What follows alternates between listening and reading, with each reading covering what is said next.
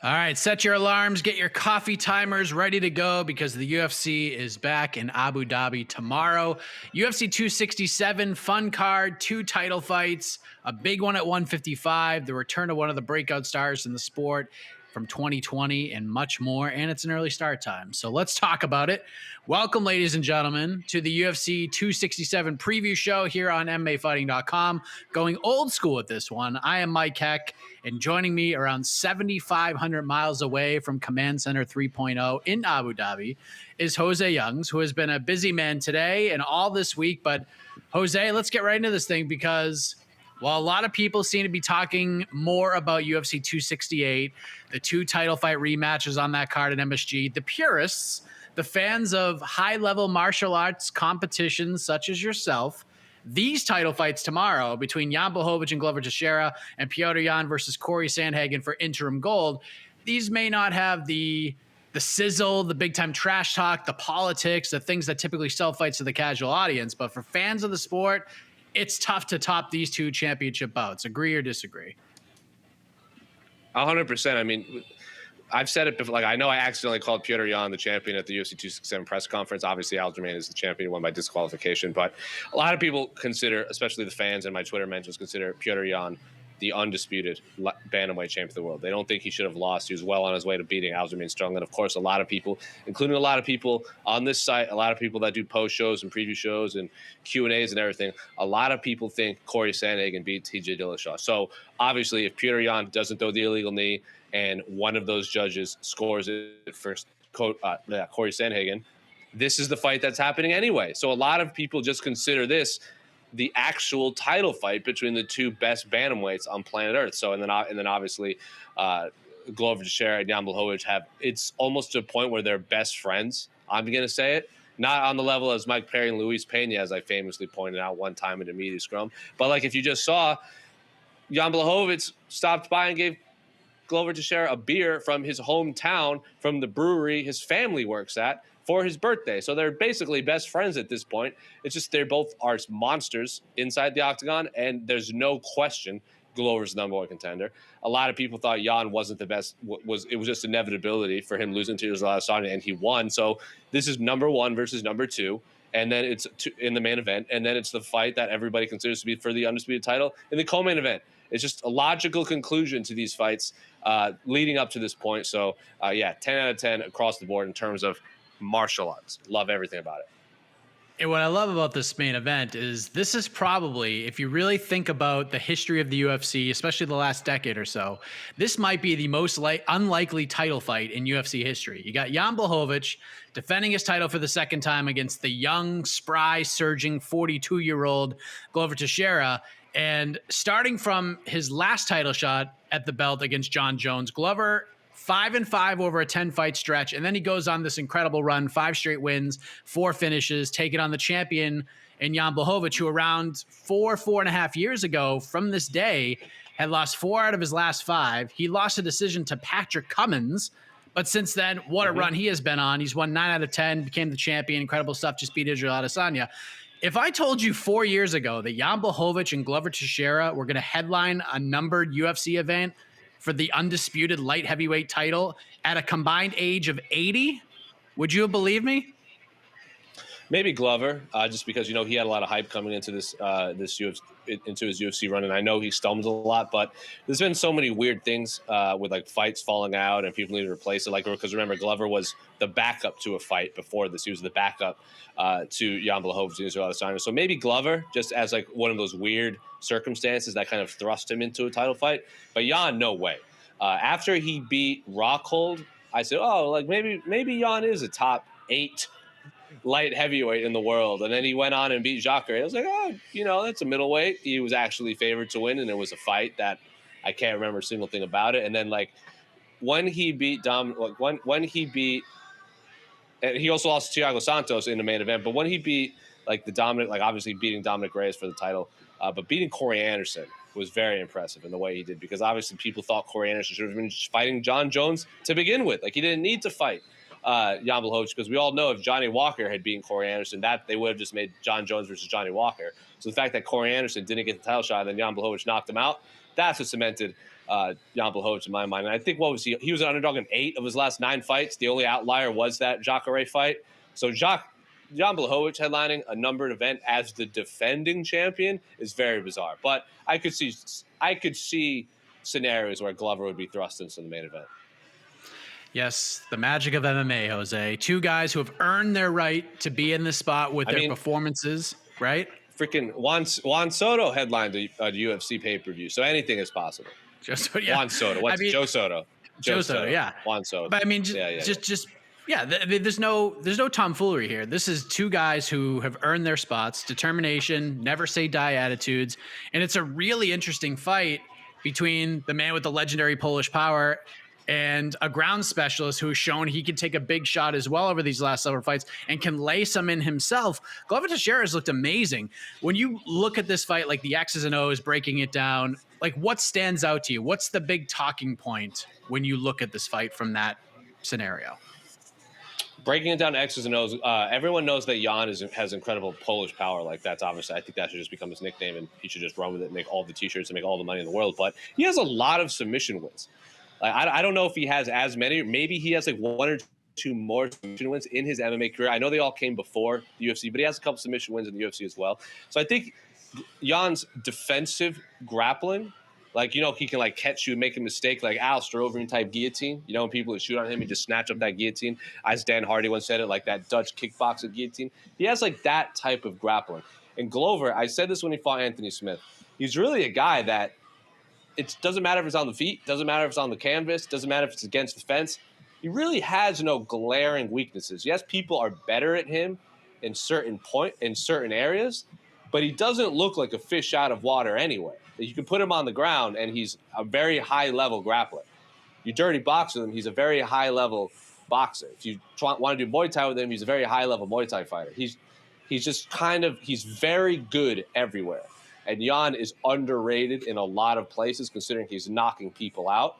So this is a matchup of 2 guys that a lot of people underrate in almost every aspect of MMA. And that's why I love this fight. Blachowicz currently a minus 305 favorite, according to our friends at DraftKings Sportsbook. Come back on Glover Teixeira plus 240.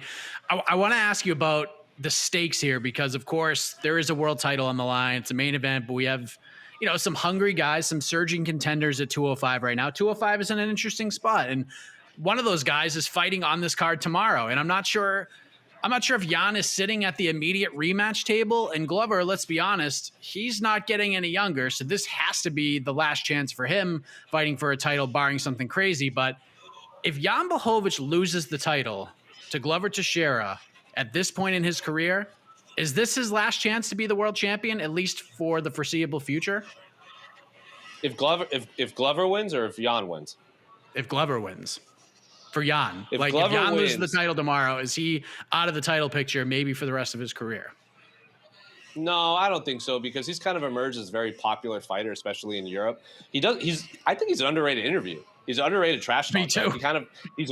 He's a very fun fighter, and I think fans have gravitated towards him. And like we saw, like Brian Ortega lost to Max Holloway and then won 1 more against Korean Zombie, and then he got the title shot against Alex Volkanovski. So it would really depend, because like I think Jan and Yuri kind of have this interesting like Yuri Prochazka, who obviously waiting as the backup. They kind of have this weird regional rivalry where they want to do, like they talk some fun trash, but it's very like Americans don't quite get it, is what I'm trying to say. So I think like if Glover wins and then Yuri beats Glover, because obviously Yuri's going to fight the winner of this, then I think they would try to do Yuri and Jan, just because there's something there that they've talked fun trash on Twitter. So it would really depend on what happens next with Glover if Jan loses.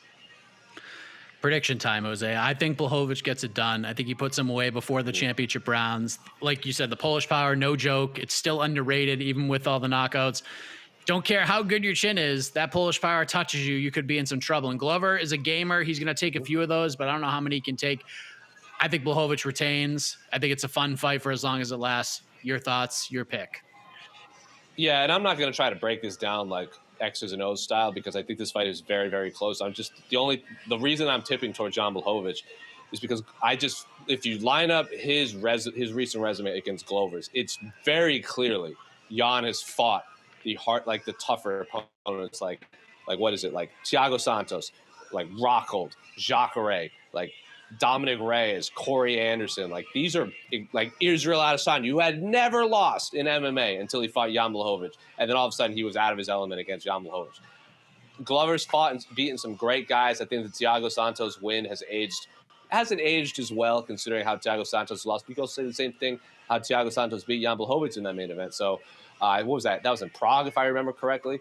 So just based on recent resume, I have to go with the young, spry 40-year-old Jan Blachowicz. That's a great fight. Co-main event is awesome. Jan versus Sandhagen, interim bantamweight title, or as I like to put it, the interim intercontinental championship. This fight is so good. Jan Sterling would have been phenomenal.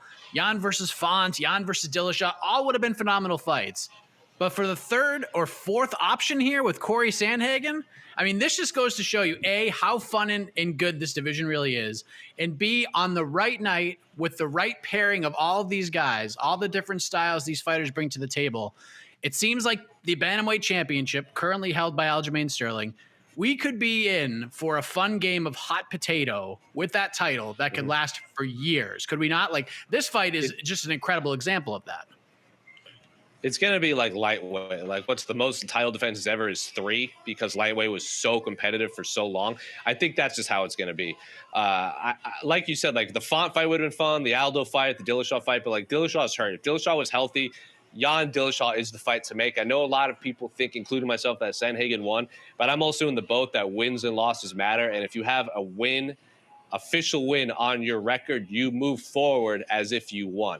So TJ Dillashaw should have this title shot. He's obviously hurt because of Cory Sandhagen. Let's not forget that. So I thought Cory Sandhagen was the next man up. I think Rob Font needs one more win.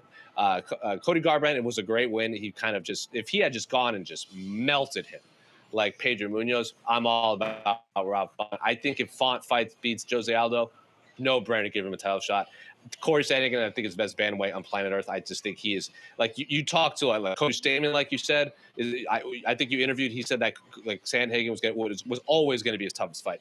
Henry Cejudo just did his podcast, and he said, I always thought Cory Sandhagen was going to be my toughest fight when I was at 135. So I just think Cory Sandhagen is the best bantamweight in the world, and I think he's going to be. But at the same time, if this was a full camp prepared Cory Sandhagen, it would be different. So I think this is a 50-50 fight. I'm just going to go with Jan. I said all this great stuff about Cory Sandhagen, and I'm still going to pick Jan because we've seen Cory Sandhagen lose. We've seen him lose. We haven't really seen Petr Yan lose in the UFC. No, we haven't seen Petr Yan lose in the UFC, like legitimately. Like he lost to Aljamain Sterling, but it was because he messed up, and that is a legitimate loss. But Aljamain just submit him like he did to Cory Sandhagen. He didn't lose a controversial decision like Cory Sandhagen did to Dillashaw. We haven't seen Petr Yan in a lot of trouble, so I'm going to pick Petr Yan. Yeah, I'm leaning Jan too. I think the styles are very interesting because Jan, you go ahead. I will say this. I'm not a betting man, but if you're trying to do like a 3-fight parlay, I'm pretty sure Cory's the underdog, and I know Glover's the underdog. Why not throw some money on that one other fight and then those two? Because both main and co-main are rock closer to 50-50. Agreed. Yeah, Jan's good, really good on the feet. Cory, dangerous on the feet. I'd say Cory with like the length, the movement, the dexterity, his mindset when it comes to the striking game, he would probably prefer this thing to be on the feet for as long as possible. Jan, extremely underrated wrestling, good entries for takedowns, very smart, calculated fighter. If he gets this thing to the mat and starts to flow with takedowns, this could be a long night for Cory Sandhagen, especially with, the short camp and everything. So I'm going to lead with Jan. I just think he's a machine, not saying that Sandhagen isn't, but Jan has been in these long battles. Like, he gets better as the fight goes on. I'm not sure how Sandhagen will respond to that pace and that pressure, and Jan just coming, getting better and better as the fight goes on. But I will say, especially with what this division looks like at the top, Sandhagen needs this one a lot more than Jan does, in my opinion. So we'll see how this thing plays out, because Jan's already planted the seeds for the Sterling rematch. There's all that. I mean, everything's there. That fight can happen at any point. Sandhagen, if he loses, that's another loss on the resume. That's a tough one to come back from, but we'll see. I love the fight. We'll see how it plays out. I think the only thing that is in Cory Sandhagen's favor, and actually I asked Dana White about this when I interviewed him after the ceremonial weigh-ins. Cory Sandhagen is saving this fight, and the UFC remembers that. So even if Cory loses, I don't think this is the last time we see Cory Sandhagen in a big title fight. They're going to remember this. They're going to remember him stepping up on short notice. The UFC doesn't forget that stuff. Oh yeah, he'll definitely get back. It just could take a very long time because you get with just the way you get Sterling coming back, you get Dillashaw coming back. If Font beats Aldo, he's there. A lot happening. The champion, and the number one contender are both out for an undetermined amount of time. That's why it's the Intercontinental. Who knows? There you go. Yep. Of course, we have Islam Makhachev, Dan Hooker. That's a big one at 155. But I do want to talk about the return of Khamzat Chimaev. He looked rough when he stepped on the scale for that first attempt. Missed weight. Second attempt, certainly some shenanigans, some tomfoolery with the towel. But in the end, he makes weight for the fight with Li Jingliang. You were there, man. You were in the room watching it happen. What did you make of this whole thing? He looked real angry because if you remember, he came back after a allotted amount of time to try to re-weigh in because he came in at 171.5, so he's 0.5 pounds over because this is in a championship fight, he could weigh 171. He stepped on the scale and it said 166, and we're like, and then Heidi, who's like everyone that's ever covered a UFC event, she's the one that like tells the fighters to stare at the screen and she keeps track of the weights. She just goes, "What? He lost 5 pounds in 30 minutes?" Like she was like, "What is happening here?" So he had to like get off the scale. He had to get off the scale. It was like, "We have to fix the scale." And then everyone in the room, like Paul Felder's like, "He's touching the towel. Like, what is happening here? What are we talking about?" And everyone in the room's like, "It's the towel. He's touching the towel." And then he puts his hands up and he weighs 171. But if you watch the clip, because I know it wasn't on the live stream. Remember when Khabib weighed in and it was like 155? Same thing. 171. Bam! Didn't even get to see the scale. But he made it. Whatever. I think he got. Even if he didn't make it, he's probably like 171.2. So just whatever. I just want to see him fight. Yeah, and I feel like Jingliang is the most under the radar fighter on this entire card tomorrow. The guy's won 4 out of 5, 3 finishes. He has been so fun to interview this week. He's like, "I'm here, man. I'm gonna beat this fool." Like if you watch our stare down, he is hilarious on that. He's just like Khamzat's like talking, and Lee's like, "Okay, come over here, man. Like, F you, man. Let's fight right now." And then Khamzat gets like taken away, and then they make Lee go out the other way. They literally, because you know how both the fighters have to exit on the right, they made Lee exit on the left because they didn't want him to go fight Khamzat backstage. And then like if you go look at our YouTube numbers, Lee is killing it because he's like, okay, he says he's gonna eat me, maybe, but I'm gonna beat him. So like Lee has been the absolute. Like, he's been my favorite fighter interview this whole week. He is very funny. But I've heard, and I don't know this, some people are on Twitter saying the translation wasn't the best. Even Khamzat is like, he's not saying that. So I want to know what Li Jingliang was actually saying during his like long tangents at the press conference. I would like to know that as well. I mean, it is the Chimaev show. Stories about him. Big favorite. -600 favorite, which seems insanely wide in my eyes. But like you said, Jingliang eating this all up. He is basking in the spotlight of this card in this fight. And I feel like the weight issues with Chimaev, along with the horrible effects from COVID he had, everything he's dealt with, that's not being talked about enough here. I thought Jingliang had some great upside without the weigh-in drama. But did the weigh-in drama this morning, did that change the way you view this fight at all? I'm still picking Khamzat. I think Khamzat is just on another level. I think he's so much better than his record. Like, he's 9-0, but he's so good. It's like, like Islam, I don't know if he was considered like a future champ when he was like 3 fights in the UFC, but he just had this, like, remember when Khabib was 3-0, where he just had this, like Cory Sandhagen was the same thing. We were like, it's just a matter of time. I know for a fact that Sean Shelby wanted Khamzat to get a few more wins on the regional scene before he came over into the UFC, because even the UFC was like, this guy's unbelievable, but we want him to be a big deal when he gets it. But then they like ran out of people on Fight Island to fight on short notice, so they brought him in really early. And they're doing exactly what he thought. He's just tearing through like unranked fighters. So I would have loved to see the Leon fight because I think I still would have picked Leon.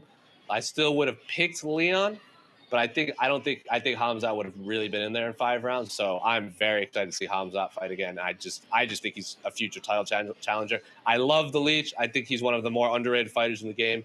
His string of wins, especially his win over Santiago Ponce, is not talked about enough for upset of the year. I'm looking forward to it. I love everything about this fight. I just think Khamzat is unbelievable at fist fighting. Last thing, Jose, you know what I'm going to ask you. Under the radar fighter storyline on the card tomorrow that just nobody's talking about right now. Oh, it's the guy that said no one was going to talk about him. It's Magomed Ankalaev. He's like, I'm going to beat Volkan Ozdemir, and no one is going to want to fight me. And I was like, yeah, you're probably right. And then Daniel Cormier was like, Magomed Ankalaev could beat Volkan Ozdemir, and then no one's going to want to fight him. No one's going to call him out. So we're like, to put into perspective, not counting John Jones because John Jones hasn't made his heavyweight debut, and we don't know when that's going to happen. So he's still technically a light heavyweight. Magomed Ankalaev has the longest active win streak at light heavyweight, if I'm remembering that stat correctly from like a past UFC broadcast. He is so good, and like even Daniel Cormier is like, this cat is unbelievable, and he's going to be a future title challenger. He doesn't call him a future champion, but when Daniel Cormier, a former champ and one of the more respected voices in terms of breaking down fighters, calls you that, you have to listen. I even watched an interview of Khabib where they're like, who are the best Russian fighters in every weight class? And he's like, oh, he obviously picks like Islam and Umar and like all these other fighters. But then he picked Ankalaev at light heavyweight. I'm like, yeah, duh. Like Khabib is picking Ankalaev. Daniel Cormier is picking Ankalaev. Ankalaev himself is like, I'm going to win, and then I'm not going to get another fight for like a year because no one's going to call me out. So, yeah. Magomed Ankalaev is a bad dude, and I can't wait to watch him fight Volkan Ozdemir. Who's Volkan lost to? Like Anthony Smith, former title challenger. Daniel Cormier, former champion. Like Dominic Reyes, future title challenger. Yuri Prohaska, who's the next in line for light heavyweight. So I like everything about this fight. Volkan Ozdemir is essentially a gatekeeper at this point. And Magomed Ankalaev, I think, is going to be a future top 3, top 4 light heavyweight in the world. So circle that. And obviously, Amanda Ribas, Vernon Jandiroba is just a fun fight. It's 2 Brazilians, 2 very, very sweet individuals. Vernon Jandiroba, if you told me that she has the best jiu-jitsu at 115 pounds, I wouldn't argue. I'm really curious how Amanda Ribas does in this fight because like she beat Mackenzie Dern immediately after Mackenzie Dern gave birth to her daughter. So you got to wonder how ready she was to just jump back into a fight. And then she's lost to Paige. I mean, she beat Paige, and she's beat a few other fighters or I think she beat Emily Whitmire, if I remember correctly. So a lot of fighters that aren't like top 7 strawweights, or they maybe weren't ready to come back. And then she fights Marina Rodriguez, and Marina just like melts her in there. And Marina Rodriguez is like, everyone considers her like what, 1 fight away from fighting for the title. I think this is a legit test for Amanda against a grappler and also like a top 10 strawweight in the world, former Invicta champion. So those are the 2 fights I would see. The Amanda Ribas fight would answer a lot of questions about the winners and losers. And then Ankalaev, I think, is a future title challenger. And I want to see how Volkan comes back after his very violent knockout loss, which is July 2020, if I remember correctly. And he also got a knee injury. So I want to see how he bounces back from this adversity. So those are the 2 fights I would circle for sure. Yeah, I'm on the Ribas Jandiroba train as well. I know we're not stretching too much. I mean, we're with the featured prelim, but I mean, 6-fight main card, the storylines we talked about, no one's talking about this fight, especially the 2 title fights. Both fighters really good. Like you said, great ground games. Jandiroba has been improving with every fight, especially on the feet. Her striking gotten a lot better. Ribas really well-rounded, but she's shown in the past to be a little bit chinny in those firefights. So I expect this one to be on the feet. I expect the ground games to be negated altogether. These 2 are going to slug it out, and it's going to be a perfect lead-in for the 6-fight main card. So I love it. Love the fight. It's awesome. Underrated card. Yeah, really. And if you're in the United States, all you need is an ESPN Plus subscription. You don't have to spend $70. Sorry, AK. I know you guys spend $70 up in Canada, but here we are. We get to watch it for just our regular monthly subscription fee to ESPN Plus. Is it? The prelims. When's it start for you guys? 10:30 a.m. Eastern time. 10:30, 7:30 Pacific. That must be nice. And of course, we will have the People's Pre-Fight get- Show live at 10 a.m. Eastern. I get a 15-fight card, and then we end. 14. I'm going to say we get out of the arena like 14, correct? I'm going to say we get out of the arena at 3:30 a.m., and then I got to be at the airport at 7 a.m. to go to New York City. And cover another fight week. Yeah, that'll be. Hey, man, part of the job. Can't complain. Absolutely. There's worse things in the world than traveling literally across planet Earth to watch fist fighting. That's absolutely true. So, People's Pre-Fight Show live at 10 a.m. Eastern. Main card 2 p.m. Eastern, 11 a.m. Pacific. So early face punching for all of us, except for those in Abu Dhabi. Jose, enjoy the show, my man. Get some well-deserved rest. We'll see you tomorrow, and we will see you all tomorrow as well. Thanks for checking out the UFC 267 preview show on MMAfighting.com.